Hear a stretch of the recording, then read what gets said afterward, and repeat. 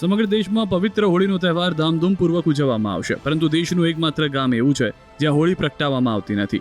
હોળી ધૂળેટીના દિવસોમાં અહીં ખુશીની નહીં પરંતુ શોકનો માહોલ છે. વાત છે બનાસકાંઠાના ડીસામાં આવેલ રામસણ ગામની. અહીં હોળી પ્રગટાવવામાં આવતી નથી.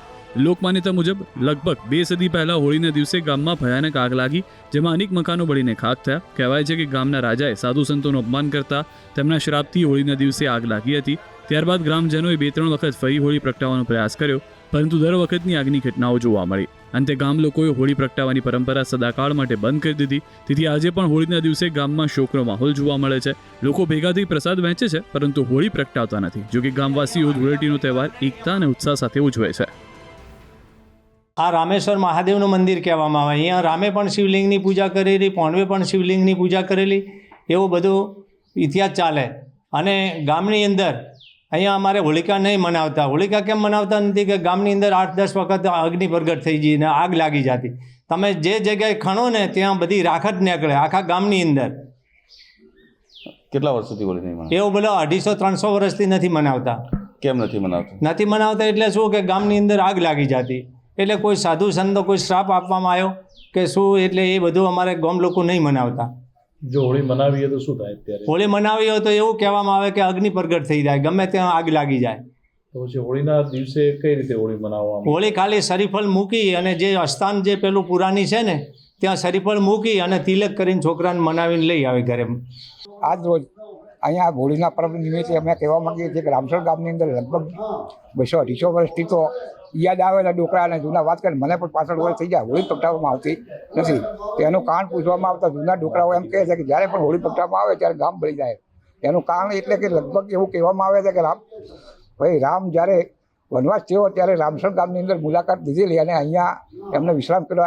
એ જ રામેશ્વર મંદિર આજે અમે અહીંયા પૂજા પાઠ કરીએ છીએ. ત્યારથી જ્યારે પણ કોઈએ પણ હોળી પ્રગટાવવાનો પ્રયાસ કર્યો ત્યારે ગામ અડધું બળી ગયેલું છે. અને હાલ પણ તમારે જૂના જે મકાનો છે, જૂના જે 100-200 વર્ષ અગાઉ, એની અંદર જ્વાલાઓની તમને નિશાની જોવા મળશે.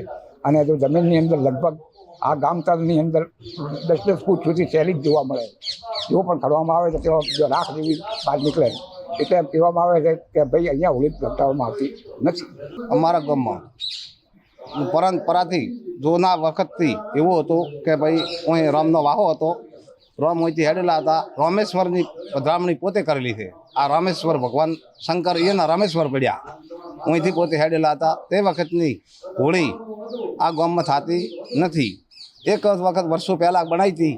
તે એવું કહેતા કે ગામ હળગ્યો હતો, તે પછી એની કેળી હોળી ના બનાવતા. પછી એની કેળી વર્ષોથી એમ વાત કરે છે, કાપે દેખ્યો નથી, ઓખે ભાલ્યું નથી, પણ વાત સાંભળેલી છે કે વર્ષો વર્ષ પહેલાં ફેર હોળી બનાવી, પાછું ફેર ગામ હળગ્યું. એટલે પછી એની ચેડીએ પોતે આ હોળી કરવાનું પકડવાનું બંધ કર્યું. છોકરા ઢૂંઢાડે પણ હવ ઘરે ઢૂંઢાડી અને 2-4 સોના લે અને એનું કરે સાહતર કરી અને મોરે ફેરા ફેરવી અને આ એમને ઢૂંઢાડીને ઘરે લીધા છોકરાને. આ માહતમ કરે, બાકી હોળીનું મોટું હોળી કરતા નથી. વર્ષો પહેલાં કહેવામાં આવ્યું હતું ને અમારા બાપ દાદા વડીલો અમને પણ વાત કરતા કે આપણા ગામની અંદર હોળી કેમ પ્રગટાતી નથી.